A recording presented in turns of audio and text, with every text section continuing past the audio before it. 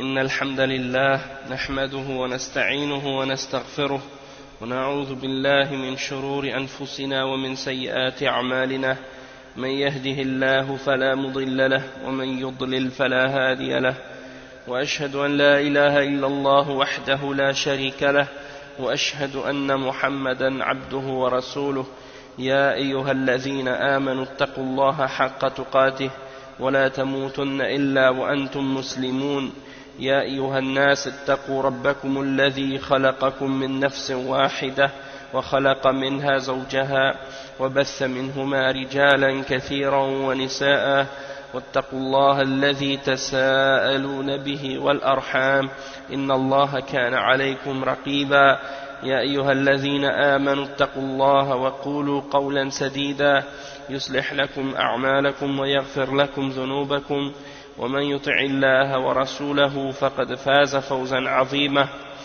أما بعد وإن خير الكلام كلام الله وخير الهدي هدي محمد صلى الله عليه وسلم وإن شر الأمور محدثاتها وكل محدثة بدعة وكل بدعة ضلالة وكل ضلالة في النار أما بعد. Donc on commence aujourd'hui le cours numéro 10 dans l'explication du livre du Cheikh Ahmed Bazmoul Hafizahullah, et c'est l'explication de la parole de l'imam Muhammad ibn Sirin rahimahullah. Inna hadha al-ilma din fanzuru amman ta'khudhuna dinakum. Cette science c'est la religion, alors prenez, vérifiez de qui vous prenez votre religion, ou regardez de qui vous prenez votre religion. Donc Inch'Allah, on va continuer donc là où on était arrêté, là où on s'est arrêté hier. On a expliqué quelques points hier, donc aujourd'hui c'est une autre catégorie parmi les catégories des gens de qui on ne prend pas la science. Le Cheikh Bazmoul il dit mimman la yu'khadhu anhu al-ilm man qalla fiqhuhu min al-'ubbad, c'est-à-dire on ne prend pas la science de ceux qui ont peu de connaissances et de compréhension de la religion parmi les adorateurs, c'est-à-dire parmi les hommes pieux qui se concentrent spécifiquement sur les adorations, et on va voir qu'est-ce que ça signifie tout ça. Inch'Allah, le Cheikh il dit al-'alim huwa man jama'a bayna al-'ilmi wal-'amal wa ghalaba 'alayhi al-'ilm wal-'abid man ishtaghala bil-'ibadati wa ghalaba 'alayhi al-'amal wal-'alim al-'amil afdalu min al-'abid kathir al-'amal. Ici c'est un point important que le Cheikh est en train d'expliquer. Il définit de qui on parle quand on parle du savant et de qui on parle quand on parle de l'adorateur. Le Cheikh il dit que le savant c'est celui qui a réuni entre le savoir et l'action, mais que la science ou le savoir a pris le dessus sur les deux. Donc il fait les actions mais il se concentre sur la science, tandis que l'adorateur c'est celui qui s'est consacré à l'adoration et l'action et la pratique a pris le dessus pour lui sur la science. Donc le savant qui applique sa science est meilleur que l'adorateur qui a beaucoup de pratique et qui fait beaucoup d'adoration. Et le Cheikh explique qu'est-ce que ça signifie. Et à notre époque, on a des gens comme ça qui dénigrent la science parfois et qui mettent plus d'importance sur la pratique. Ils disent l'important c'est la pratique, c'est pas la science. Et bien entendu, on va voir qu'est-ce que ça implique tout ça et que c'est très dangereux en fait. Et le Cheikh il commence par mentionner un hadith rapporté sur Abu Darda عن النبي صلى الله عليه وسلم أنه قال إن فضل العالم على العابد كفضل القمر ليلة البدر على سائر الكواكب. Donc ça c'est un hadith qui est sahih li ghayrihi, on a déjà mentionné ce hadith. Selon Abu Darda, il dit que le messager d'Allah, le prophète sallallahu alayhi wa sallam, a dit que l'excellence du savant sur l'adorateur est comparable à l'excellence de la lune lorsque c'est la pleine lune sur toutes les autres constellations. Et ensuite il mentionne les paroles du Cheikh Ibn Uthaymin قال الشيخ ابن عثيمين رحمه الله العالم يضيء للناس فيما يتعلق بأمور دينهم ودنياهم مثل ما يضيء لهم القمر في الليل أما العابد فإنما يضيء لنفسه مثل النجم فالنجم لا يضيء إلا نفسه فقط فالعابد عبادته مقصورة عليه لا تتعدى إلى غيره فصار مثل النجم أما العالم فإن نفعه يكون لنفسه ويتعدى لغيره فذلك كمثل القمر. Donc le cheikh il explique en fait le hadith. Le cheikh Mohammed ibn Uthaymin dans son livre Wasaya wa Tawjihat li Tullab al-Ilm, il dit que le savant il illumine les hommes, il illumine les gens dans tout ce qui a rapport avec leur religion et dans ce qui a rapport avec leur dunya également. Et donc il est comparable à la lune qui illumine la terre durant la nuit. Tandis que l'adorateur, lui, il illumine uniquement pour lui-même, hein, comme l'étoile, elle n'illumine que pour elle-même. Donc l'adorateur, qu'est-ce qu'il fait? Par son adoration, le bien qui découle de son adoration se limite à lui-même. C'est-à-dire qu'elle ne va pas dépasser sa propre personne. C'est-à-dire il fait du bien, mais il fait du bien pour lui-même seulement, hein, comme l'étoile. Tandis que le savant, lui, le bienfait qu'il amène ne se limite pas à lui-même seulement. Il dépasse sa propre personne pour faire du bien à tout le monde qui est autour par sa science, comme la lune. Ensuite, le cheikh, il mentionne encore une autre parole, qui est une parole qui est référée au livre de l'imam al-Manawi dans son livre Fayd al-Qadir. Il dit ولا تظن أن العالم المفضل عار عن العمل ولا العابد عن العلم بل إن علم ذلك غالب على عمله وعلم هذا غالب على علمه ولذلك جعل العلماء ورثة الأنبياء والمراد في هذه الأخبار بالعالم من صرف زمنه للتعليم وللإفتاء والتصنيف ونحو ذلك وبالعابد من انقطع للعبادة تاركا ذلك وإن كان عالما. Donc il explique ici qu'il dit ne pensez pas que le savant qui est préféré ou qui a l'excellence dans ce hadith c'est quelqu'un qui n'a pas du tout d'action ou d'adoration, et ne pensez pas non plus que l'adorateur dont on parle c'est quelqu'un qui est complètement qui n'a complètement ou qui n'a absolument pas de science du tout. Non, il dit que plutôt c'est que ce savant c'est celui dont la science a pris le dessus sur l'action, et l'adorateur c'est celui dont la pratique ou l'adoration a pris le dessus sur la science. Et c'est pour cette raison-là que on a fait du savant, on a mentionné que les savants sont les héritiers des prophètes. Hein? Comme les prophètes, ils pratiquaient, ils appliquaient leur science. C'est pas seulement qu'ils avaient la science et puis ils faisaient que se consacrer à la science seulement, non, ils avaient la science et en plus la pratique. Donc c'est l'exemple des savants, ils suivent l'exemple des prophètes.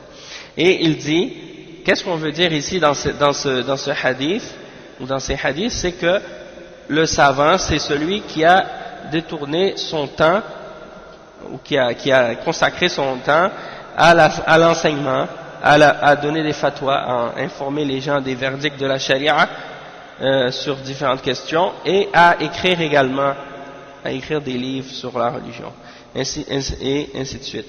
Donc l'adorateur c'est celui qui par contre l'adorateur c'est celui qui s'est consacré à l'adoration et qui a abandonné l'enseignement, qui a abandonné le fait de donner des fatwas et d'enseigner la religion, ou le fait d'écrire sur la religion et de faire des livres sur la religion. Même s'il a de la science.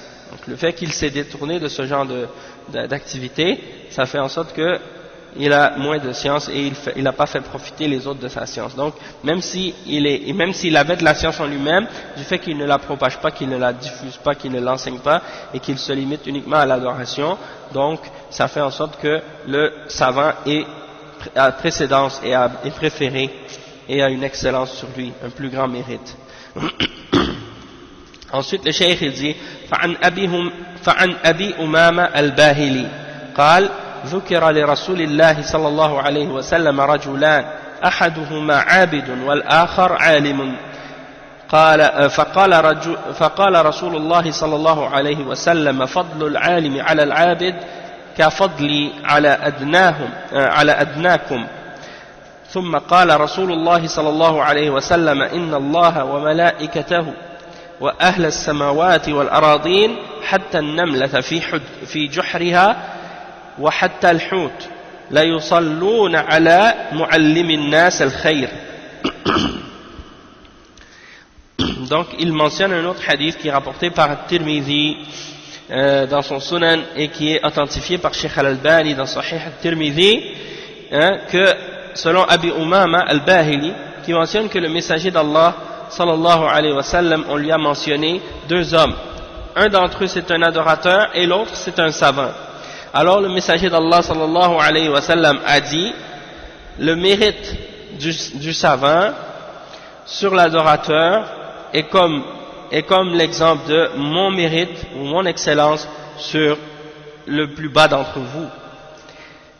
Et il dit, et ensuite le messager d'Allah sallallahu alayhi wa sallam a dit, Allah subhanahu wa ta'ala, certes Allah et ses anges et les habitants des cieux et de la terre, même les fourmis dans leurs trous, et même le poisson dans l'eau, il invoque Allah subhanahu wa ta'ala pour celui qui enseigne le bien aux gens.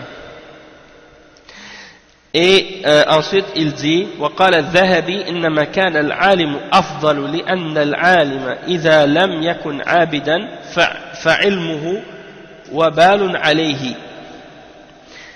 أي نعم فعلمه وبال عليه. أما العابد بغير فقه فمع نقصه هو أفضل بكثير من فقيه بلا تعبد كفقيه همته في الشغل بالرئاسة. Donc ici le cheikh il mentionne les paroles de l'imam al-Dhahabi qui sont ici tirées du livre de l'imam al-Manawi dans Fayd al-Qadir. Il dit l'imam al-Dhahabi, il cite l'imam al-Dhahabi qui dit le savant est meilleur uniquement le savant est uniquement meilleur si il a appliqué sa science. Parce que si le savant n'a pas d'adoration, n'adore pas du tout, alors sa science sera quelque chose qui va retourner contre lui. Ce sera contre lui, puisque ce sera une preuve contre lui. En ce qui concerne l'adorateur qui n'a pas de connaissance, même s'il est déficient, ou qu'il a un défaut, il a un manque, il dit qu'il est meilleur, il est beaucoup plus meilleur que celui qui a de la connaissance mais qui n'adore pas Allah subhanahu wa ta'ala.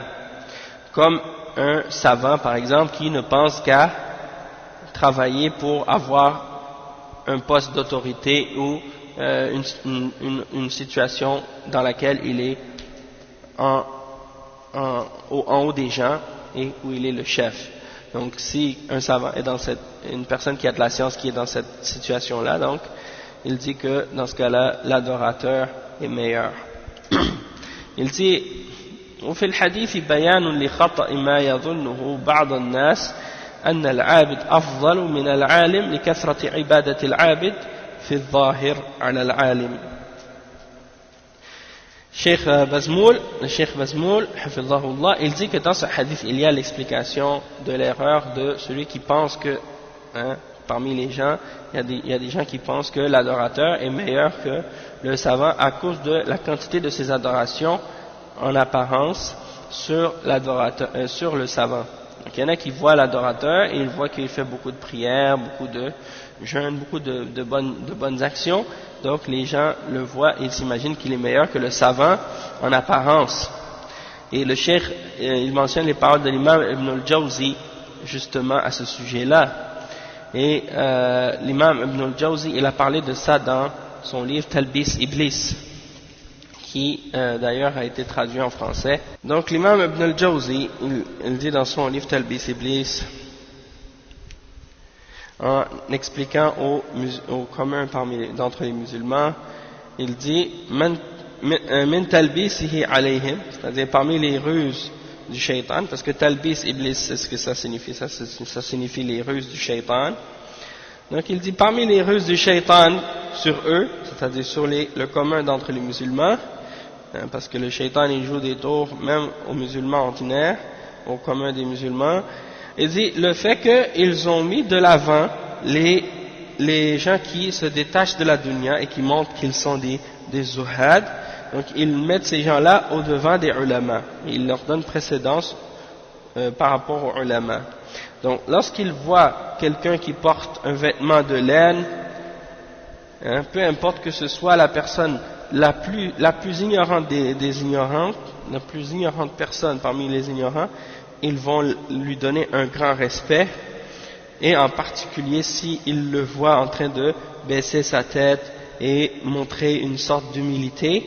Donc automatiquement quand ils voient ce genre de personnes, ils disent où peuvent se tenir les savants face à ce genre de personnes qui se détachent de la dunya, Ils voient le savant et ils disent celui-là c'est quelqu'un qui recherche la dunya, tandis que celui-là c'est un homme qui ne mange même pas un grain de raisin, et qui ne mange même pas un fruit frais ou quoi que ce soit, et il ne se marie pas du tout. Donc à cause de ça, à cause de leur ignorance, ils pensent que ceux-là sont meilleurs,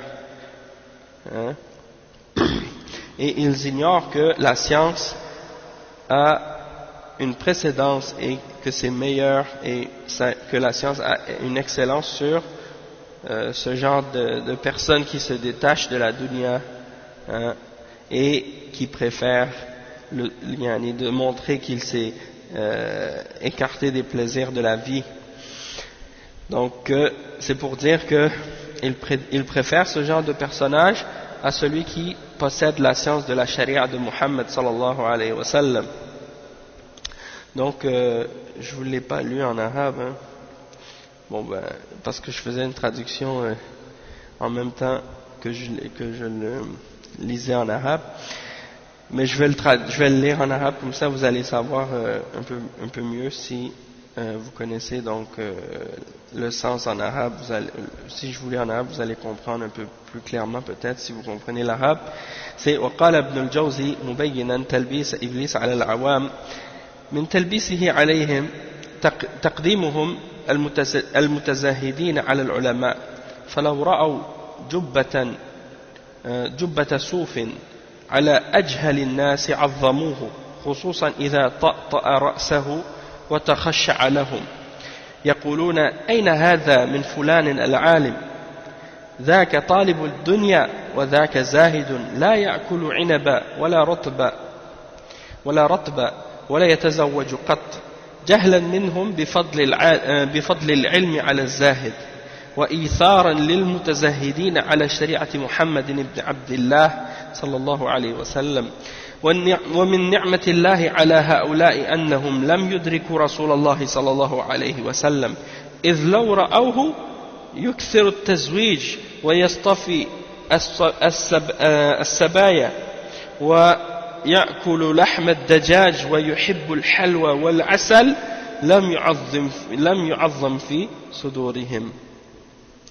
Donc cette parole de l'imam Ibn al-Jawzi, masha'Allah, elle est très significative et elle a une grande force en fait dans sa signification, et vous allez voir, il dit, donc vous voyez que ces gens-là, ils exaltent et ils respectent les gens qui se détachent de la dunya et qui sont des ignorants en fait, et les préfèrent aux savants, aux gens qui portent en eux la connaissance de la charia du prophète Muhammad sallallahu alayhi wa sallam. Donc le cheikh à la fin il dit c'est une grâce d'Allah subhanahu wa ta'ala pour ceux-là qu'il ne les a pas fait rencontrer le messager d'Allah sallallahu alayhi wa sallam. C'est-à-dire c'est une grâce d'Allah pour eux qu'ils n'ont pas pu rencontrer le messager d'Allah sallallahu alayhi wa sallam. Pourquoi? Parce que s'ils l'avaient rencontré et qu'ils avaient vu le messager d'Allah sallallahu alayhi wa sallam qui se mariait plusieurs fois, qui avait plusieurs épouses et qui prenait des esclaves et également parfois qui mangeait de la viande de poulet, la viande du poulet, et qui aimait les sucreries et le miel, alors ils n'auraient pas eu ce grand respect dans leur cœur pour lui, à cause de cette idée qu'ils ont que pour que quelqu'un soit respecté parmi les ulama, il faudrait qu'il ne mange qu'un grain de raisin ou rien dans la dunya, ou qu'il ne mange même pas un grain de raisin ou quoi que ce soit de ce qui est bon dans la dunya, alors que le prophète sallallahu alayhi wa sallam ne se privait pas de ce qui est bon dans la dunya, au contraire, sauf qu'il ne donnait pas, bien entendu, de précédence à la dunya sur l'akhirah. Et c'est ça la réalité du zuhd. C'est parce que les soufis aujourd'hui prétendent qu'il faut abandonner tous les douceurs de la vie. Et même de toute façon les soufis d'aujourd'hui, quand on les regarde en réalité, on voit très bien qu'ils ont délaissé complètement ce qu'ils prétendaient suivre dans le passé, du fait qu'ils prétendaient se détacher de la dunya. Aujourd'hui les soufis sont parfois ceux qui sont les plus acharnés dans leur course vers les biens et la richesse, et on les voit dans les pays où le soufi a la précédence et où le soufisme est en place d'honneur dans leur pays. Dans ces pays-là, on les voit, ce sont les gens les plus riches, ce sont les gens qui ont le plus de dunya. Donc c'est la preuve que aujourd'hui ces soufis-là, ils ont montré leur vrai visage, que ce sont des gens qui ne vivent que pour la dunya en réalité. Donc le cheikh il dit وَلِهَذَا كَانَ الْإِزْدِيَادُ مِنَ الْعِلْمِ أَفْضَلُ مِنْ نَفْلِ الْعِبَادَةِ فعن سعد عن النبي صلى الله عليه وسلم أنه قال فضل العلم أحب إلي من فضل العبادة. Donc il dit que le fait d'augmenter notre science c'est mieux que de faire des adorations surérogatoires. Et il rapporte selon Sa'd que le prophète sallallahu alayhi wa sallam a dit le mérite de la science ou l'excellence de la science est préféré, je préfère le mérite de la science que le mérite de l'adoration. Le mérite et l'excellence de la science est plus grande pour moi et meilleure pour moi, plus aimée de moi que le mérite de l'adoration. Et ça c'est rapporté par Al-Shashani dans Al-Musnad, et il est authentifié également par Sheikh Al-Albani. Il a dit qu'il est Sahih li ghayri dans Sahih Al-Targhib. قال مطرف العلم أفضل من العمل ألا ترى أن الراهب يقوم الليل فإذا أصبح أشرك. Ça c'est rapporté par Al-Khatib dans Al-Faqih ou Al-Mutafaqih. Il dit que Matraf il dit la science est meilleure que l'action ou la pratique. Ne vois-tu pas que le moine il prie toute la nuit et au matin il fait le shirk, les moines chrétiens toute la nuit ils prient Dieu, puis le matin ils commencent à faire le shirk. Donc à quoi leur a servi leur adoration, Donc ça c'est un exemple. Après il dit وقال عقيل بن خالد سئل الزهري العلم أفضل أو العمل به فقال العلم أفضل من العمل لمن جهل والعمل أفضل من العلم لمن علم. ما شاء الله. Ça c'est rapporté par Al-Bayhaqi dans Al-Madkhal il dit, Aqil ibn Khalid, ou Uqayl ibn Khalid, il dit que l'imam Az-Zuhri a été questionné. Est-ce que la science est meilleure ou l'application de la science, la pratique de la science?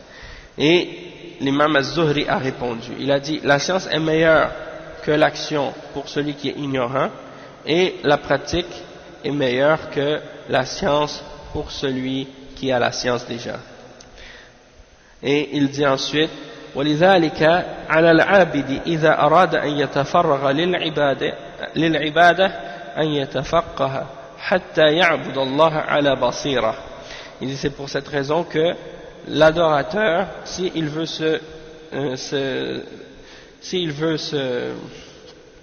dévouer et se dédier uniquement à l'adoration, il doit apprendre le fiqh, apprendre la compréhension de la religion comme il faut pour pouvoir adorer Allah avec connaissance et compréhension. Ensuite, le cheikh, il mentionne les paroles de Abu Darda. Il dit, قال أبو الدرداء لا يكون تقيا حتى يكون عالما ولا يكون بالعلم جميلا حتى يكون به عاملا.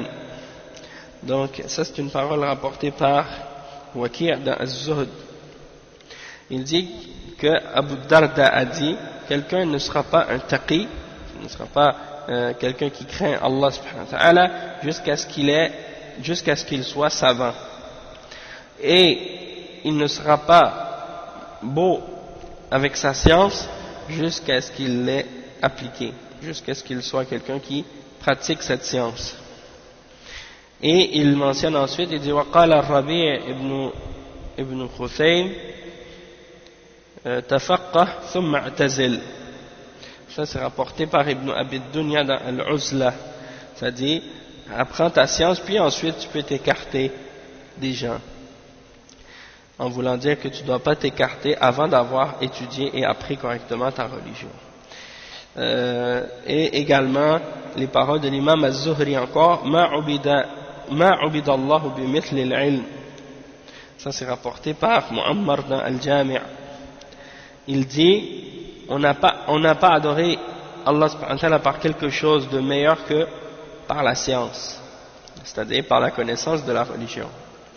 Il dit ensuite, وقال الخطيب لا تصح العبادة إلا بعد التفقه. Donc dans l'imam al-Khatib al-Baghdadi, dans son livre Al-Faqih ou Al-Mutafaqih, il dit que l'adoration ne sera valable que si elle vient après avoir étudié et avoir compris la religion comme il faut, après qu'on ait appris et étudié le fiqh correctement. وقال ابن الجوزي اعلم أن الباب الأعظم الذي يدخل منه إبليس على الناس هو الجهل، فهو يدخل منه على الجهال بأمان، أما العالم فلا يدخل عليه إلا مسارقة. وقد لبس إبليس على كثير من المتعبدين بقلة علمهم لأن جمهورهم يشتغل بالتعبد ولم يحكم. Donc qu'est-ce qu'il dit ici? Il mentionne les paroles de l'imam Ibn al-Jawzi dans son livre encore une fois Talbis Iblis. Il dit, sache que la plus grande porte par laquelle le shaitan, Iblis, il rentre chez les gens, c'est la porte de l'ignorance. Il n'y a pas de porte plus grande pour le shaitan que l'ignorance. Donc il dit qu'il rentre en toute sécurité chez les ignorants par cette porte, chez les ignorants, il rentre par la porte de l'ignorance de façon facile, en toute sécurité, en toute tranquillité. Mais par contre, chez le savant, il ne peut rentrer que en essayant de se faufiler, en essayant de se faufiler. Et il dit ensuite وقد لبس إبليس على كثير من المتعبدين, et le shaitan Iblis a réussi à tromper beaucoup d'entre les adorateurs, à cause du peu de science qu'ils détiennent ou qu'ils possèdent, parce que la plupart d'entre eux se concentrent sur l'adoration et ils n'ont pas, disons, de base pour juger ou ils n'ont pas étudié la science. فأول تلبيسه عليهم إيثارهم التعبد على العلم والعلم أفضل من النوافل فأراهم أن المقصود من العلم العمل وما فهموا من العمل إلا عمل الجوارح وما علموا أن العمل عمل القلب وما عمل القلب أفضل من وعمل القلب أفضل من عمل الجوارح فلما مر عليهم هذا التلبيس وآثروا التعبد بالجوارح على العلم تمكن إبليس من التلبيس عليهم في فنون التعبد. Ça c'est une bonne explication de l'imam Ibn al-Jawzi. Il dit donc à propos des adorateurs et du fait qu'ils n'ont pas de science et du fait que le shaitan a réussi à les tromper plusieurs fois facilement à cause de leur manque de science. Il dit la première ruse que le shaitan a utilisée contre eux, c'est de leur faire préférer l'adoration à la science. Ça, on remarque souvent ça aussi chez les gens qui font partie de la secte de Jamaat Tabligh. On le remarque beaucoup chez eux parce que on voit qu'ils préfèrent souvent l'adoration et la pratique soi-disant, ou comme ils appellent des fois eux, la da'wa à la science. Donc ils disent l'important c'est la science, même si ils disent l'important c'est la da'wa, même si on n'a pas de science c'est pas grave, hein? Soi-disant on fait la da'wa puis on n'a pas besoin de science. Et ils disent ça c'est le travail des prophètes, sauf qu'ils oublient que les prophètes avaient de la science dans leur da'wa, hein? Donc ça c'est un exemple. Et donc le cheikh, ce qu'il dit ici, il dit que la première ruse que le shaitan a utilisée contre les adorateurs, c'est de leur faire préférer l'adoration à la science. Et après il dit que la science est meilleure que les nawafil, c'est-à-dire la science que tu apprends, ça c'est mieux d'apprendre la science que de faire des actes d'adoration surérogatoires. Il dit donc فأراهم أن المقصود من العلم العمل وما فهموا من العمل إلا عمل الجوارح. Donc il dit qu'il leur a fait comprendre, il leur a fait voir que l'objectif ou le but de la science c'est l'action. Donc ils ont compris par là que, étant donné que l'objectif de la science c'est l'action, donc si on fait l'action on n'a pas besoin de la science. Et ça c'est une mauvaise compréhension, hein? Et le cheikh il dit ils n'ont pas compris que l'action ou la pratique dont on parle c'est pas seulement la pratique ou l'action du corps. Le cheikh il dit ils n'ont compris de la pratique ou de l'action que l'action du corps. Et ils n'ont pas su ou ils n'ont pas compris que la pratique ou l'action c'est l'action du cœur, hein? Ça c'est l'action du cœur, c'est la base de l'action du corps. Et il dit l'action du cœur elle est meilleure que l'action du corps. C'est-à-dire que qu'est-ce qui est à la base de l'action du corps? C'est les actions du cœur. L'amour d'Allah subhanahu wa ta'ala, la crainte d'Allah subhanahu wa ta'ala, l'espoir en Allah subhanahu wa ta'ala, de mettre notre tawakkul en Allah subhanahu wa ta'ala, notre confiance, hein, en Allah subhanahu wa ta'ala, de se repentir à Allah subhanahu wa ta'ala, d'être endurant et d'être patient, hein, dans notre foi en Allah subhanahu wa ta'ala. Tout ça c'est des actions du cœur. Et toutes ces actions du cœur là sont à la base des actions du corps. Et lorsque tu augmentes ta science, eh bien tu augmentes les actions de ton corps, hein, et de ton cœur et de ton corps par conséquent. Donc le cheikh il dit donc que l'action du cœur elle est meilleure que l'action du corps. Et donc lorsque le shaitan est passé sur eux avec ce genre de ruse, ils ont préféré l'adoration par le corps sur l'adoration par la science ou sur la science, et donc à cause de ça par la suite le shaitan a pris le dessus sur eux avec ces ruses là, et il leur a fait tomber dans plein d'autres ruses dans différents aspects de l'adoration. C'est ça le malheur qui est arrivé à beaucoup d'entre les soufis et beaucoup d'entre les gens qui se concentrent uniquement sur l'action et sur l'adoration. Hein? Et comme certains ulama ont expliqué, ils disent la science, le fait de chercher la science et de faire la quête de la science et de partir dans le chemin de la science pour aller étudier l'islam, ça en soi c'est déjà une adoration. Et lorsque quelqu'un étudie l'islam, il adore Allah subhanahu wa ta'ala en faisant ça. C'est une adoration ça aussi. Donc c'est pour ça que les ulama disent que de chercher la science c'est meilleur que les actes d'adoration surérogatoires. Hein? Donc ça prouve que l'adoration en soi c'est une adoration, la quête de la science c'est en soi une adoration aussi. Le cheikh dit فالجاهل يجتهد في أمر خلاف السنة يظنه خيرا يكون به انحرافه. Donc il se peut parfois que l'adorateur ignorant il fait des efforts à pratiquer quelque chose qui est en contradiction avec la sunna tout en pensant qu'il fait le bien, et il dévie, il tombe dans la déviation justement à cause de ça. وقال الحسن بن صالح إن الشيطان ليفتح للعبد 99 بابا من الخير يريد به بابا من السوء. Ça c'est une parole qui est rapportée par Abu Nu'aym dans Al-Hilya, Hilyatul Awliya. Il dit que Al-Hassan ibn Salih a dit le shaitan il va ouvrir 99 portes du bien, et lui qu'est-ce qu'il veut, c'est uniquement te faire tomber dans une des portes du mal. Hein? Donc, pour te faire tomber dans une des portes du mal, il va trouver 99 portes du bien. Subhanallah. Donc le cheikh dit فالعبرة بالعلم مع التقوى لا بكثرة العبادة إذ كثرة العبادة لا يدل على كثرة العلم.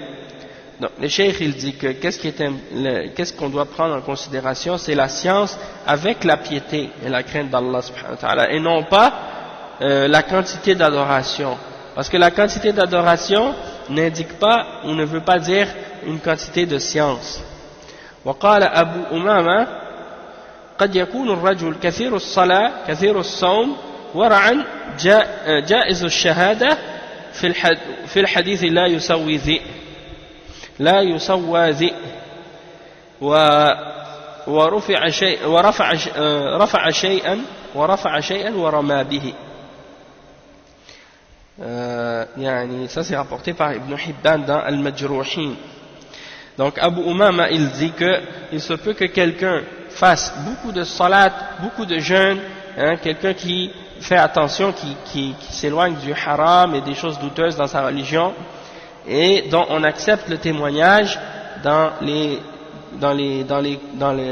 tribunaux, hein, des choses comme ça. Et par contre, il ne vaut rien dans le hadith. Il ne vaut rien dans le hadith. On ne va pas prendre son hadith. Okay? C'est comme si il a soulevé quelque chose puis il l'a lancé. On va dire, il ne sait pas la valeur du hadith ou de la parole, de la parole. Donc c'est la preuve que le fait que quelqu'un fasse beaucoup d'adoration, ça ne veut pas dire qu'il vaut quelque chose sur le plan de la science de l'islam. Et ça on le remarque beaucoup quand on va dans les pays comme par exemple Mecca ou Al-Madina, on va à la Mecque et à Médine, et dans les Haramain, à Mecca et à Médine, on trouve là-bas beaucoup d'hommes qui, quand on les regarde, on voit qu'ils ont une apparence de piété. On voit qu'ils ont une apparence de piété et qu'ils font beaucoup d'adoration. Et donc, quelqu'un pourrait s'imaginer que ces hommes-là sont les plus savants, et pourtant, parfois, sont des gens très ignorants, très égarés même parfois.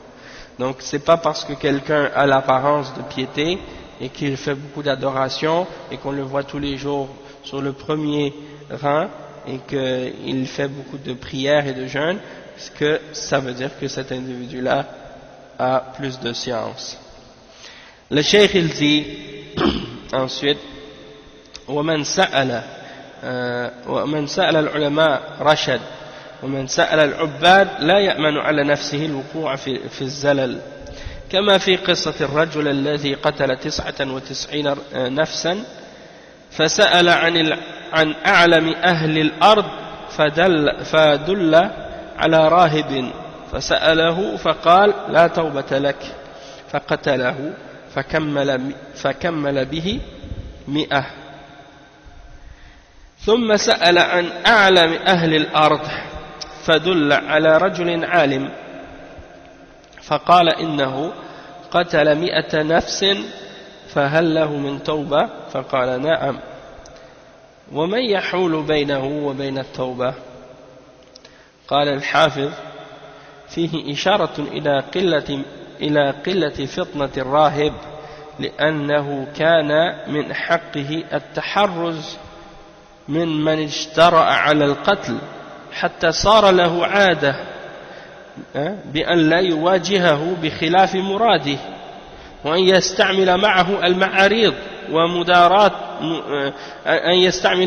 المعاريض مداراة عن نفسه هذا لو كان الحكم عنده صريحا في عدم قبول توبة القاتل فضلا عن أن الحكم لم يكن عنده إلا مظنونا ما شاء الله وفيه فضل العالم على العابد لأن الذي أفتاه أولا بأن لا توبة له غلبت عليه العبادة فاستعظم وقوع ما وقع من ذلك القاتل من استجرائه على قتل هذا العدد الكثير وأما الثاني فغلب عليه العلم فأفتاه بالصواب ودله على طريق النجاة.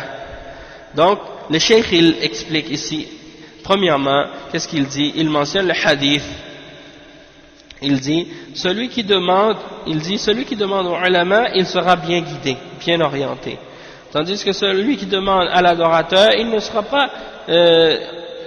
sera pas épargné en lui-même de tomber dans une erreur. Comme dans l'histoire de l'homme qui avait tué 99 personnes. Il a demandé qui est la plus savante personne sur la terre, la personne la plus savante sur terre. Donc on lui a indiqué un adorateur, un moine. Alors il est parti et puis lui a demandé est-ce que je peux me repentir, est-ce qu'il y a une repentance pour qu'est-ce que j'ai fait? J'ai tué 99 personnes.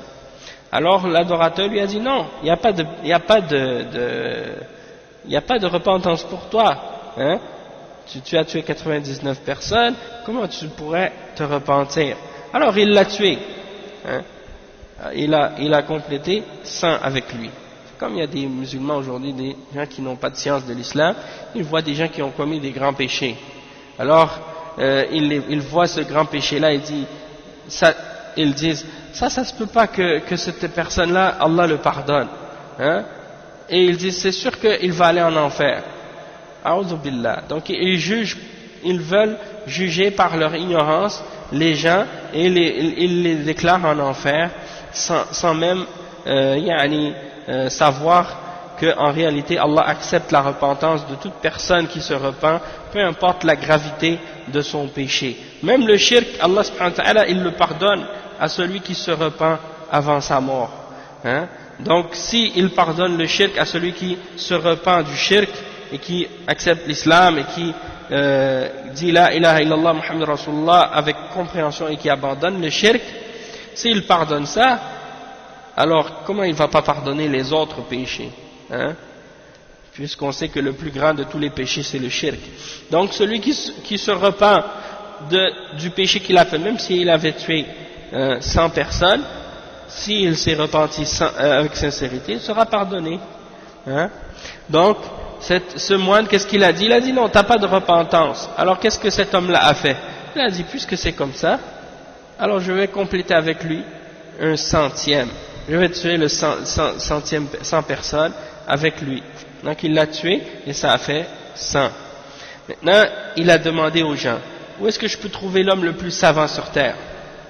Alors on lui a indiqué un homme parmi les savants. Et il est parti vers le savant et il lui a dit qu'est-ce qu'il avait fait. Il a dit j'ai tué 100 hommes. Hein? Est-ce qu'il y a une repentance pour ce que j'ai fait? Et le savant lui a répondu, il a dit oui. Et qu'est-ce qui peut se placer entre toi et la repentance? En voulant dire, qu'est-ce qui peut t'empêcher de te repentir? Est-ce qu'il y a quelque chose entre toi et la repentance? Il n'y a rien qui peut t'empêcher de te repentir si tu te repens. Et il mentionne ce hadith qui est rapporté par Al-Bukhari et Muslim. On connaît donc la suite, on l'a déjà mentionné dans les cours précédents, et le cheikh il mentionne par la suite les paroles de l'imam Ibn Hajar al-Asqalani, qui explique certains points et certaines choses qui sont reliées à la compréhension de ce hadith, qui sont très très bénéfiques. Et il dit, l'imam al-Hafiz Ibn Hajar, il dit, il y a ici une indication du peu d'intelligence, ou du peu de réflexion, de compréhension de ce moine, ou de cet adorateur. Hein? On voit qu'il avait peu d'intelligence même. Pourquoi? Parce que n'importe quelle personne qui vient vers toi, une personne intelligente, si quelqu'un vient te voir et que tu es une personne intelligente et que cette personne elle vient te voir, elle te dit j'ai tué 99 personnes, est-ce que je peux me repentir? Automatiquement il y a tu vois la personne qui te dit qu'elle a tué 99 personnes, donc ça veut dire que pour lui de tuer c'est devenu une habitude. C'est-à-dire qu'il n'y a plus rien de grave pour lui dans le fait de tuer. Toi tu entends ça, tu vois cette personne-là qui dit ça de cette manière, et tu fais rien pour te protéger contre ce genre d'individu. Donc le cheikh il dit, ça aurait été de son droit de se protéger de cet individu-là pour qui le meurtre est devenu une habitude, de ne pas lui répondre ou de ne pas s'adresser à lui en lui disant le contraire de ce qu'il veut entendre, et d'utiliser certaines façons de lui répondre pour se protéger lui-même, et en même temps de lui répondre d'une façon sans lui mentir, mais en même temps d'une manière pour détourner la personne du mal qu'il pourrait lui faire. Donc même si le verdict avait réellement été pour lui qu'il n'avait pas de repentance, ou que sa repentance ne pouvait pas être acceptée parce qu'il avait tué, donc même si ça avait été ça pour lui le vrai verdict, eh bien étant donné qu'il savait les conséquences que ça aurait pu lui amener, eh bien il aurait pu utiliser une manière de répondre qui aurait fait en sorte qu'il aurait été épargné. Donc ça c'est sans mentionner que le verdict en réalité pour lui n'était pas certain, puisqu'il n'avait pas de connaissance, il a uniquement répondu selon ce qu'il pensait. C'était une supposition, c'était pas quelque chose de certain de sa part d'avoir répondu ça. Donc s'il avait un minimum de compréhension et de connaissance, qu'est-ce qu'il aurait fait ce moine? Il aurait répondu d'une autre manière. Il aurait pu dire, je ne sais pas la réponse à cette question, tu pourrais aller demander à quelqu'un d'autre, ou tu pourrais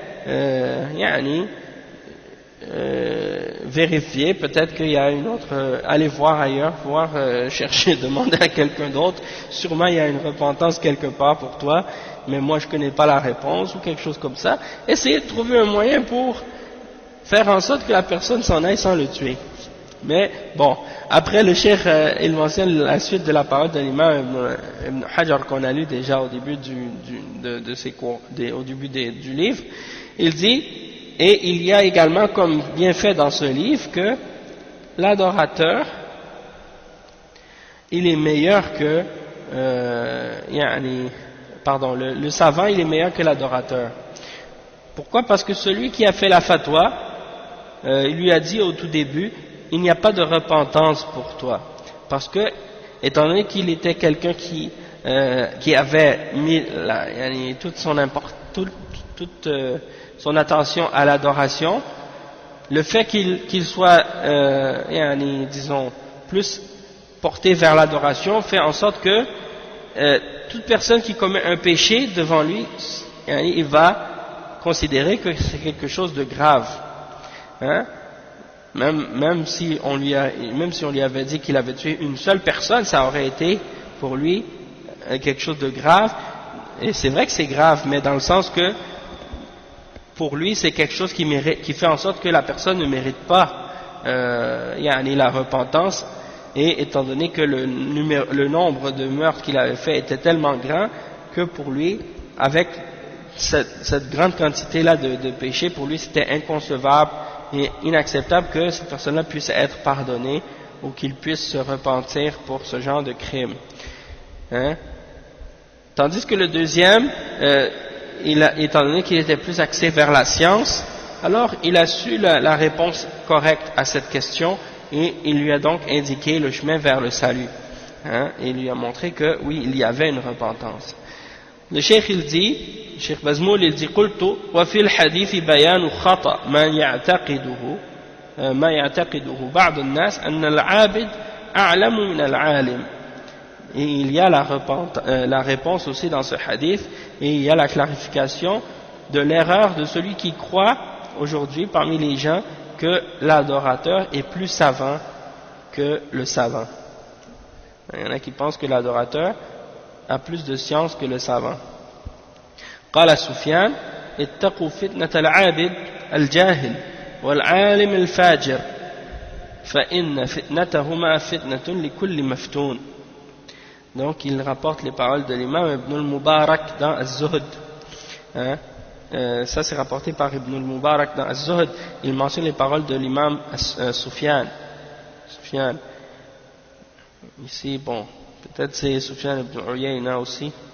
En tout cas, il dit, craignez l'adorateur ignorant et l'adorateur pervers. Craignez l'adorateur ignorant et le savant pervers. Parce que la fitna qu'il représente est une fitna pour toute personne qui est maftoun. Toute personne, en fait, c'est une fitna pour toute personne, pour tout le monde en fait. C'est une fitna pour tout le monde, et en particulier pour les gens qui vont aller, par exemple, demander des questions à ces gens-là. L'adorateur qui est ignorant, si les gens vont leur poser des questions, qu'est-ce qui va arriver? Ils vont leur répondre avec ignorance. Et si c'est un savant pervers, un savant pécheur, eh bien les gens vont leur demander des questions sur la religion, ils vont leur rendre halal ce qui est haram, ou ils vont leur rendre haram ce qui est halal, ou des choses de ce genre. Il dit والعباد أو والعباد إذا غفلوا عن العلم كان ما يفسدون أكثر مما يصلحون سواء لأنفسهم أو لغيرهم. قال عمر بن عبد العزيز من عمل على غير علم كان ما يفسد أكثر مما يصلح. Donc il dit ici que les adorateurs, lorsqu'ils négligent la science, ils vont faire plus de corruption et de désordre que de réforme, soit pour eux-mêmes ou pour les autres. Donc ce qu'ils vont corrompre est plus grand que ce qu'ils vont réformer. Et il mentionne les paroles de l'imam Omar ibn Abdul Aziz, qui est rapporté par Ibn Abi Shayba dans Al-Musannaf et par l'imam Ad-Darimi dans As-Sunan. Il dit, celui qui agit sans science ou qui pratique sans science, il fait plus de désordre que de bien. Ce qu'il corrompt est plus grand que ce qu'il réforme, ou ce qu'il corrige. Et donc ça c'est une parole claire à ce sujet-là. Et il dit ensuite, وضرار ابن عمرو وقال ضرار ابن عمرو والذي لا إله غيره ما عمل عامل قط على جهل إلا كان ما يفسد أكثر مما يصلح. Ça c'est rapporté par Al-Khatib dans Al-Faqih ou Al-Mutafaqih. Il mentionne les paroles de Durar ibn Amr qui dit, par celui que rien ne mérite d'être adoré excepté lui, il n'y a pas quelqu'un qui pratique quelque chose ou qui fait une action, il n'y a personne qui fait une action accepter, il y a personne qui fait une action avec ignorance ou sur l'ignorance, accepter que ce qu'il va corrompre va être plus grand que ce qu'il va corriger. Donc le mal qu'il fait est plus grand que le bien qu'il veut faire. Lorsqu'il fait quelque chose ou qu'il pratique quelque chose avec ignorance. Donc ça y est pour les citations qu'on a mentionnées au sujet des adorateurs ou des gens qui ont peu de connaissances parmi les adorateurs. Maintenant on rentre dans une autre catégorie. Et cette catégorie-là, également à notre époque, elle est très dangereuse aussi. Parce qu'il y en a beaucoup. Il y en a beaucoup de gens qui rentrent à notre époque dans cette catégorie-là. Et ce sont les gens qui lisent, les lecteurs. Et j'espère que moi je ne rentre pas dans cette catégorie-là. qu'Allah nous préserve. Allah musta'an. Donc, le cheikh dit an Uqba ibn Amir al-Juhani. Donc il dit mimman la yu'khadhu anhu al-ilm man qalla ilmuhu min al-qurra. Les gens de qui on ne prend pas la science, ceux qui ont peu de connaissances parmi les récitateurs ou parmi les lecteurs. En particulier, al-Qurra, c'est les gens qui récitent le Coran. Et à l'époque du prophète sallallahu alayhi wa sallam, on appelait les Qurra, les savants, on les appelait des Qurra. C'est-à-dire toute personne qui avait lu le Coran.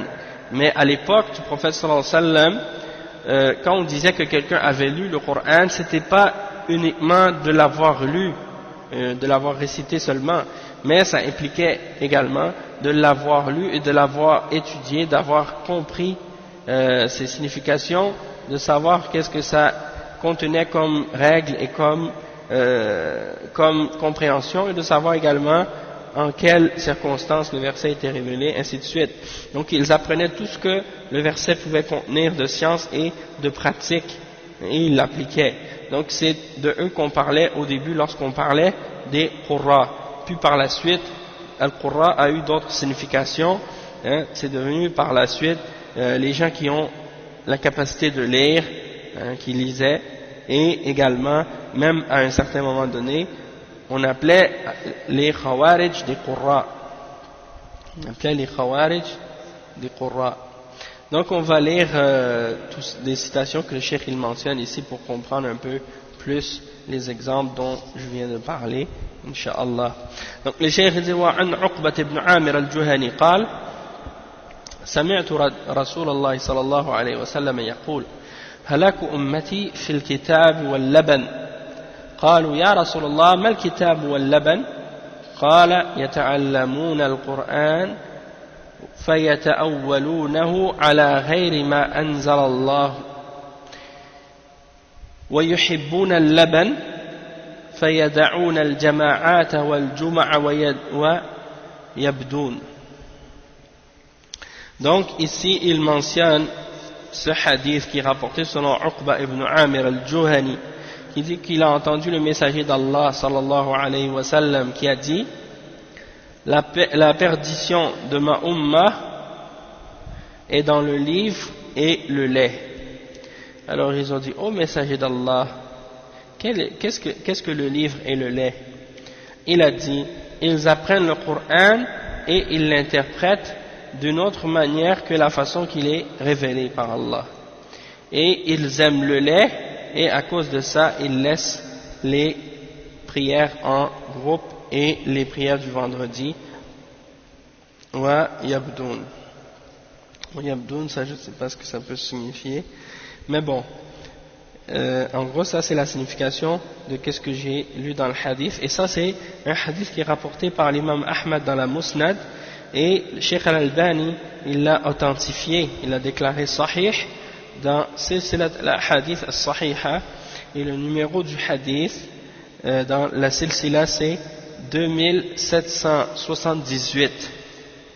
Le hadith 2778.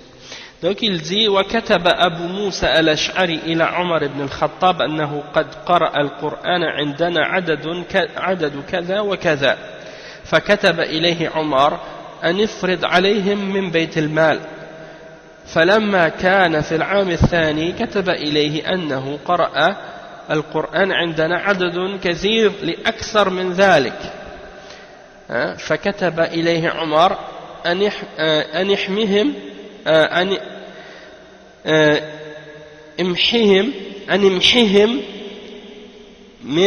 من الديوان فإني أخاف أن يسرع الناس في القرآن أن يتفقهوا في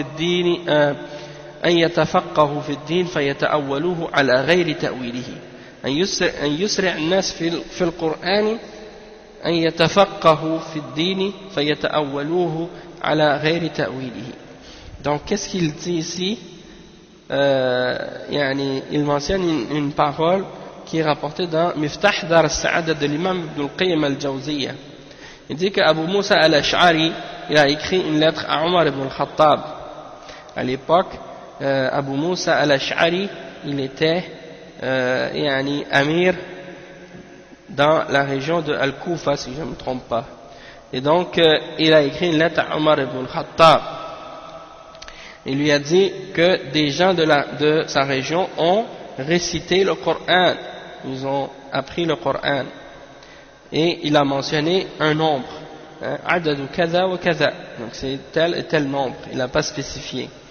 Alors Omar ibn al-Khattab radiyallahu anhu a dit, donne-leur une portion, donne-leur comme un salaire, une portion d'argent du trésor ou de Bayt al-Mal, du trésor des musulmans. Alors, ils recevaient comme une sorte de pension, une somme d'argent, du fait qu'ils avaient étudié le Coran, et qu'est-ce qui est arrivé, c'est que l'année d'après, il a écrit une lettre à Omar ibn al-Khattab pour lui dire qu'il y avait d'autres gens qui avaient récité le Coran, mais que le nombre était encore plus grand que le premier. Alors, Omar, il lui a écrit, radiyallahu anhu, il lui dit efface-les du diwan, c'est-à-dire efface leur nom du registre de ceux qui reçoivent de l'argent de Bayt al-Mal, parce que je crains que ces gens-là se précipitent dans le Coran et qu'ils se précipitent dans la compréhension de la religion, puis qu'il l'interprète d'une manière qui est incorrecte ou contraire à sa signification réelle. Donc il déforme son sens. Donc parce que les gens ont vu qu'il y avait de l'argent à gagner dans l'apprentissage du Coran, alors ils se sont précipités pour l'étudier, et puis quand Omar radiyallahu anhu a vu ça, il a dit d'effacer leur nom du diwan, justement pour pas que les gens se précipitent trop à étudier le Coran uniquement pour avoir de l'argent et qu'il y ait peu de connaissances ou peu de compréhension derrière leur lecture. Donc le cheikh il dit ensuite وعن أبي هريرة أن رسول الله صلى الله عليه وسلم قال سيأتي على أمة زمان يكثر القراء ويقل الفقهاء ويقبض العلم ويكثر الهرج. قال وما الهرج؟ قال القتل بينكم. ثم يأتي بعد ذلك زمان يقرأ القرآن رجال لا يجاوز تراقيهم.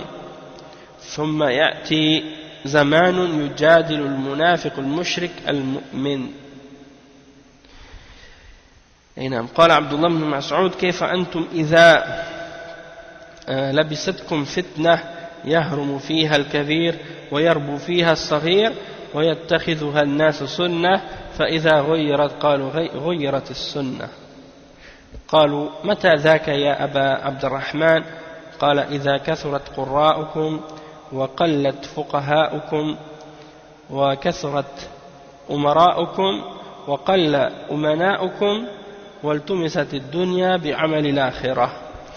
Le cheikh il a dit en premier un hadith qui est rapporté par Al-Bukhari et Muslim, on l'a lu déjà dans les débuts de ce cours.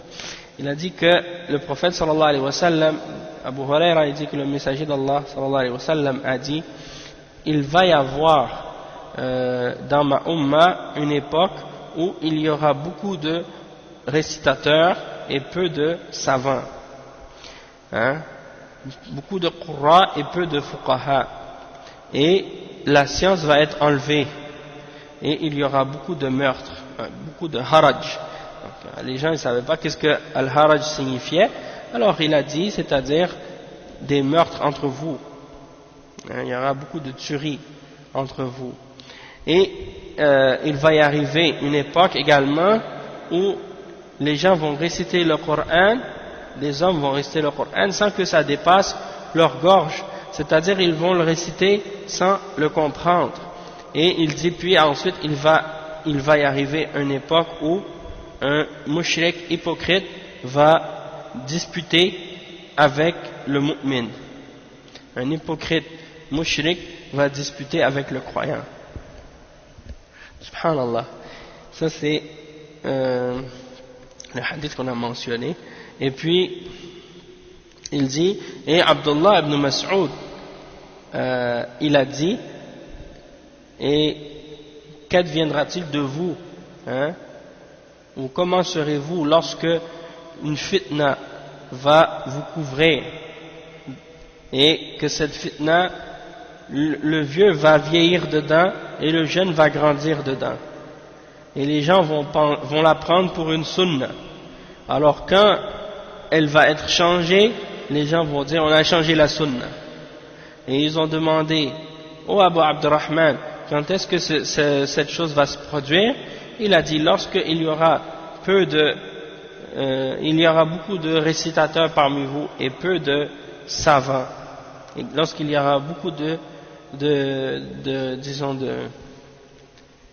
beaucoup de dirigeants, ou pas de dirigeants, mais ouais, peut-être beaucoup de dirigeants aussi, on peut dire ça.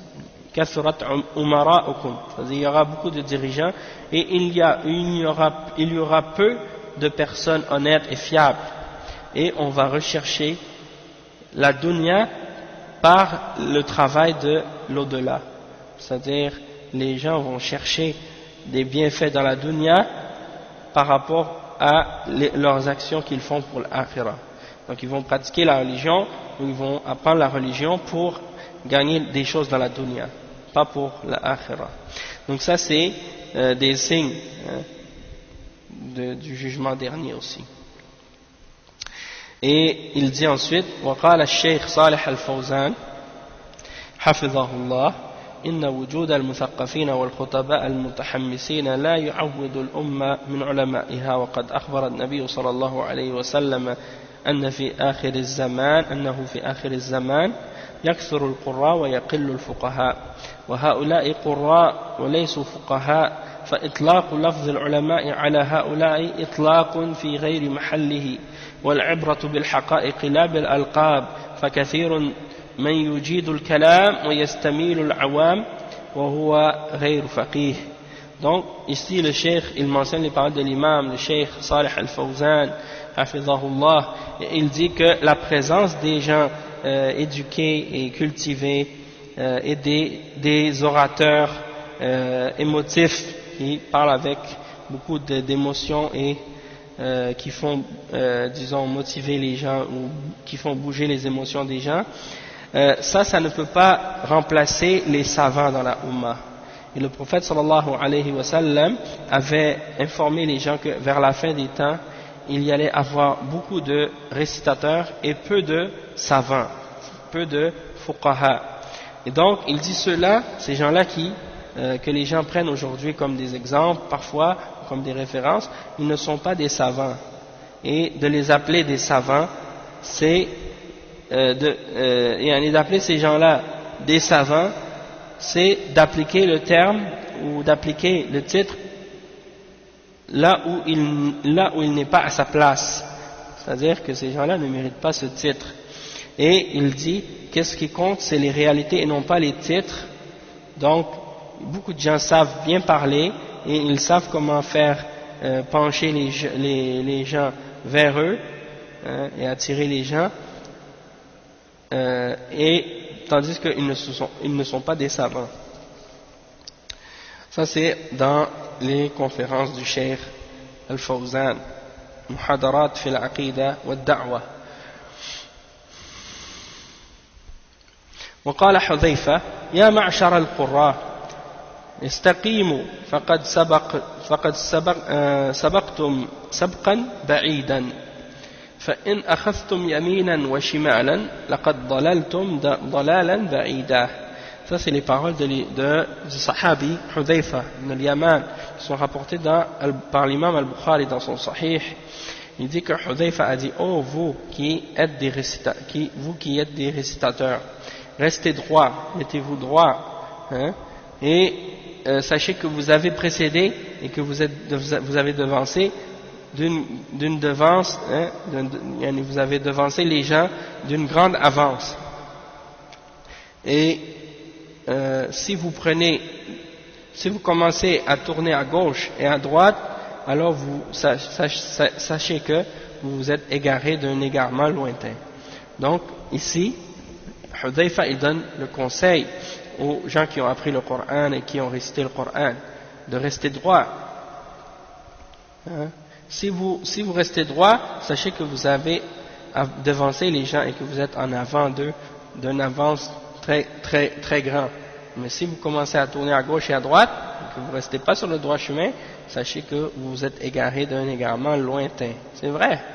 Si tu vas en ligne droite, tu continues, tu vas aller loin parce que tu es en avant de tous les autres avec ta science, et avec ce que tu as appris.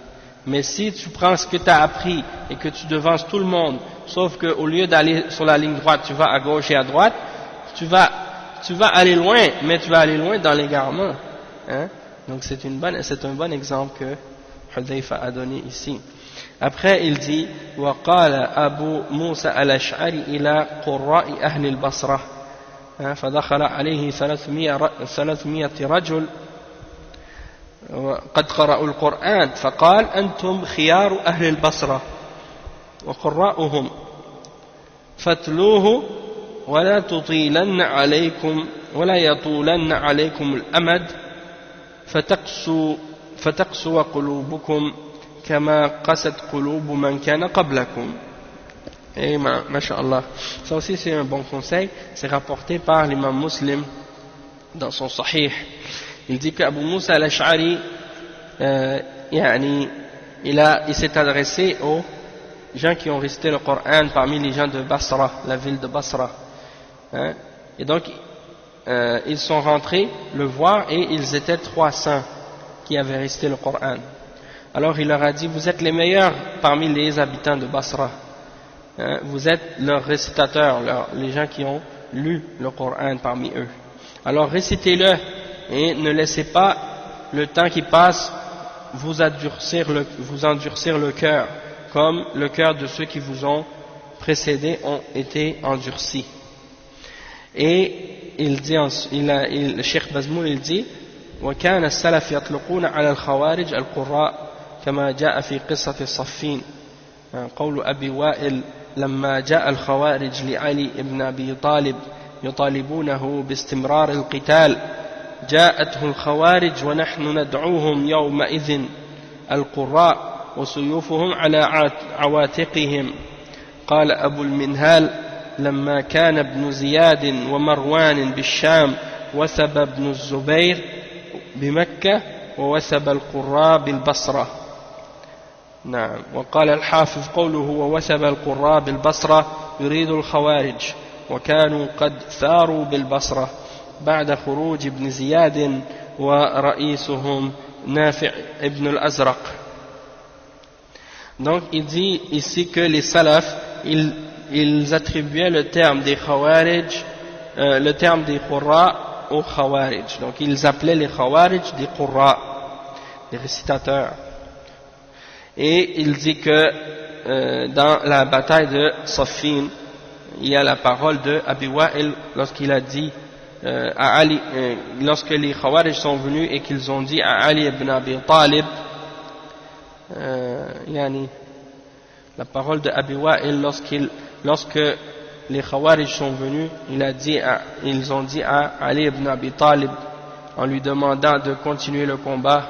Je pense que c'est Abi Wa'il qui a demandé à Ali de continuer le combat contre les Khawarij lorsqu'ils sont venus. Il dit, et les Khawarij lui sont venus le voir, et nous, on les appelait à ce moment-là, ou à cette époque-là, on les appelait Al-Qurra, on les appelait les Qurra, et leurs épées étaient sur leurs épaules. Et il dit, وقال أبو المنهال, il dit, il a dit, lorsque Ibn Ziyad et Marwan étaient ولما كان ابن زياد ومروان بالشام وثب ابن الزبير بمكة. Donc il dit que lorsque Ibn Ziyad et Marwan étaient en Syrie, Ibn Zubayr lui est allé à Mecca et les Qurra eux sont allés à Basra. Donc Al-Qurra, Al-Hafiz Ibn Hajar, il dit, quand il dit Wasab al-Qurra bil-Basra, il parle des Khawarij, parce qu'ils s'étaient révoltés contre la ville de Basra après la sortie de Ibn Ziyad, et leur chef était Nafi' ibn al-Azraq. C'est un des groupes des Khawarij qu'on appelait Al-Azariqa. Parce qu'il y a plusieurs groupes de Khawarij. Parmi eux, il y a les Azariqa, il y a les Haruriya, il y a les Abadiya, il y en a beaucoup d'autres également. Ce sont tous des groupes différents parmi les groupes des Khawarij. Il dit وضرر القراء الجهال كبير على المجتمع المسلم إذ إن الناس يحبونهم فيكونون تبعا لهم. Il dit le danger des récitateurs ignorants est grand pour la communauté ou pour la société musulmane, parce que les gens les aiment, et donc à cause de ça ils suivent ces récitateurs ou ces lecteurs. Il dit وقال الخطابي إن فتنة من لا علم لهم من القراء فتنة عظيمة على الناس والمؤونة في معاشرتهم على الخاصة مؤونة غليظة، وذلك أن جهلهم يحملهم على الإعجاب بأنفسهم وسيماهم، والظاهر من شمائلهم يدعو الجهال من العامة إلى تعظيمهم والميل والتعصب لهم، فمن رام من الخاصة إرشادهم وتعليمهم فقد تعرض لملامهم واستهدف لسهامهم، فمداراتهم غصة وهجنة، ومكاشفتهم شهرة وفتنة، وشرهم طوائف من أصحاب العزلة والتبتل وأهل التصوف والتبطل، فإنهم جهال لا يتعلمون ومردة لا ينقادون، وقد ملك الشيطان قيادهم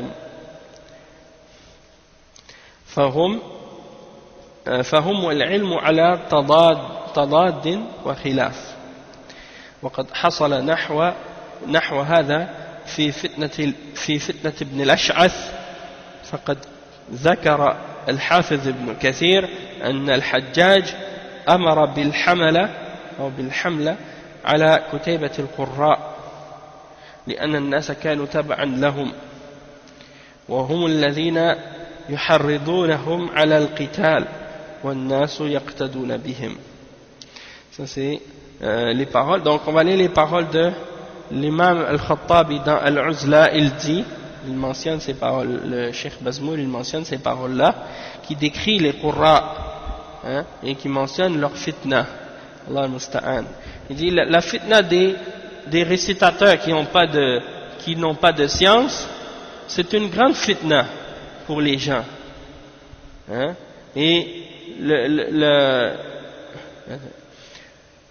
Et le fait de s'occuper d'eux, en particulier, c'est le fait de s'occuper d'eux c'est quelque chose qui est très lourd, très difficile.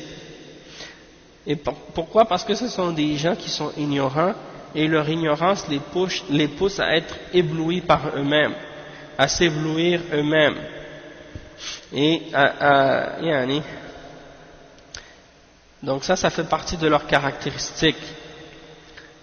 À cause de leur ignorance, ils s'éblouissent eux-mêmes, et il dit, et leur apparence amène les gens, les ignorants, à les respecter et à pencher vers eux et à les aimer et à les défendre fanatiquement. Donc il dit, donc celui qui en particulier essaie, parmi les savants, parmi les gens, essaie de leur enseigner quelque chose ou de les orienter, il va être atteint par leur blâme, et il va être atteint aussi par leurs flèches. Et lorsqu'on essaie d'agir avec eux avec diplomatie, on se retrouve avec de la tristesse et du vice.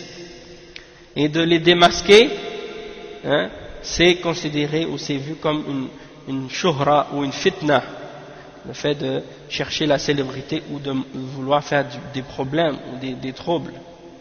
Et les pires d'entre eux sont les groupes, parmi ceux qui s'écartent des gens et qui se détournent de la dunya, parmi les gens du soufisme, et des gens qui ne font rien, qui restent écartés à rien faire, juste à faire leurs adorations éloignées des gens. Donc ça, c'est les pires d'entre eux, parce qu'ils sont ignorants et qu'ils n'apprennent pas.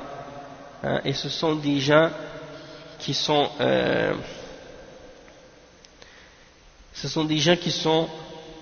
fiers et orgueilleux. Ils n'acceptent pas de se rabaisser, ou plutôt de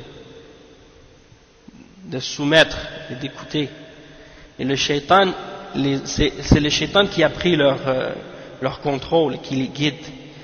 Alors eux et la science, ce sont deux choses totalement opposées et contradictoires. Donc ça, c'est une description en fait de ces gens-là de la part de l'imam al-Khattabi. Quand on voit ça, des fois on a l'impression de reconnaître certains individus parmi les gens qui ont appris le Coran ou qui ont une certaine connaissance du Coran, mais qui sont ignorants en réalité de la religion, et comment parfois ils peuvent avoir la tête enflée et s'imaginer qu'ils ont une grande science, et ils se montrent d'une certaine façon devant les gens. Les gens ignorants les prennent pour des savants et ils les défendent de façon fanatique.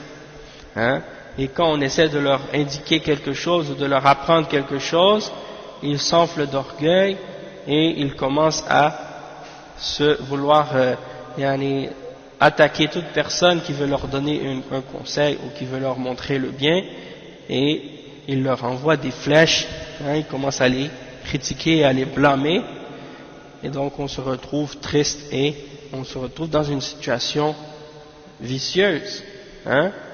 Et donc, qu'est-ce qui se passe si on essaie de démasquer ce genre de personnage? C'est ça ce qui arrive. Et il y a beaucoup de gens comme ça, et j'ai remarqué, subhanallah, dans certaines villes ou dans certaines régions, il y a des gens qui sont parmi les gens qui ont justement appris un peu l'arabe, qui ont appris un peu de la religion, qui ont étudié, et puis, Allah al-Musta'an, par la suite, ils vont commencer à enseigner certains individus ou certaines personnes, et puis ces personnes-là par la suite deviennent des fanatiques pour ces individus-là, et puis ils les défendent à tout prix, alors que ce ne sont pas des savants, mais ils les prennent eux pour des savants, et puis ils tombent parfois dans l'exagération, et Allah al-Musta'an. Donc il faut faire attention donc à ce genre d'attitude-là et de ce genre de comportement-là. Parfois, on remarque ça parmi les gens qui ont appris un peu, mais qui n'ont pas assez de science, justement. Donc, qu'Allah nous préserve de ce genre de caractéristiques et qu'il nous éloigne de ce genre de comportement et d'attitude, et qu'il nous préserve. Et des fois, Allah al-Musta'an, il y a des gens même qui peuvent prendre tes paroles. Par exemple, s'il y a des frères qui donnent des cours ou qui parlent de l'islam, hein, eux ils sont innocents et du mal que les gens qui les écoutent ou des gens qui les suivent peuvent faire en leur nom. Hein. Des fois, il y a des gens, par exemple, qui disent, moi j'écoute tel ou tel alim, ou qui vont dire, par exemple, je suis étudiant de tel ou de tel savant. Et puis après, ils vont parler, par exemple, de l'islam aux gens, et puis les gens répètent ces paroles. Ils disent, ah, tel cheikh il a dit ça, tel cheikh il a dit ça, tel cheikh il a dit ça. Et ils agissent mal avec les gens. Donc les gens associent ce savant-là avec le comportement de la personne qui leur transmet les paroles. Et donc ils vont s'imaginer que ce sont des gens qui représentent ces individus-là. Donc si quelqu'un, par exemple, par la suite, entend le nom de quelqu'un, il l'associe tout de suite au comportement de la personne qui lui a transmis des paroles, et ils vont parfois avoir une mauvaise pensée de la personne, alors que le cheikh ou la personne en question qui a transmis la parole du cheikh, il est innocent de ce comportement-là. Il est innocent lui-même de ce comportement-là. Mais des fois, on devient victime de nos alliés, et parfois nos alliés peuvent nous faire plus de tort que nos ennemis lorsqu'ils sont ignorants. Et justement, il y a des paroles des salafs qui mentionnent justement ce genre de point-là. Cheikh Ibn Taymiyyah, si je ne me trompe pas, il disait ça dans un de ses livres. Il citait un des ulama ou un des salafs qui disait que parfois un allié ignorant ou stupide peut nous faire plus de tort qu'un ennemi intelligent et honnête. Donc il faut faire attention justement à ce genre de choses. Et le cheikh il dit ensuite, وَقَدْ حَصَلَ نَحْوُ هَذَا فِي فِتْنَةِ ابن الأشعث. Il dit dans la fitna de Ibn al-Ash'ath, à l'époque de la fitna de Ibn al-Ash'ath, lorsque Ibn al-Ash'ath s'est rebellé et s'est révolté, qu'est-ce qui est arrivé? Une grande fitna. Et c'est ça ce qui est arrivé à cette époque-là, les qurra qui incitaient les gens à partir au combat. Donc qu'est-ce qui est arrivé? Al-Hajjaj, il a attaqué justement ces gens-là parmi les gens qui faisaient partie de ces écoles où on enseignait le Coran aux gens. Il les a attaqués en premier. Pourquoi? Parce que les gens les suivaient. Et c'est eux qui incitaient les gens au combat. Et les gens leur donnaient un respect. Donc c'est des choses comme ça. C'est comme il y en a dans d'autres pays, il y a des gens comme des groupes comme les talibans par exemple maintenant, qui sont des étudiants. Et les gens les écoutent, ils les suivent, c'est des gens qui connaissent le Coran, qui étudient le Coran, mais ne connaissent pas bien l'islam, ne connaissent pas bien le fiqh et le manhaj. Et donc par la suite, qu'est-ce qui arrive? Ils tombent dans l'exagération et dans l'extrémisme, et ils rentrent par la suite avec les khawarij. Allah al-Musta'an. Donc on va s'arrêter aujourd'hui, on va s'arrêter ici pour aujourd'hui, et puis on va continuer ce cours Inch'Allah la semaine prochaine bi'iznillah. سبحانك اللهم وبحمدك أشهد أن لا إله إلا أنت أستغفرك وأتوب إليه. بارك الله فيكم وجزاكم الله خيرا والسلام عليكم ورحمة الله وبركاته. Et qu'Allah subhanahu wa ta'ala vous protège dans votre dîn et dans votre dunya, et qu'il nous aide tous.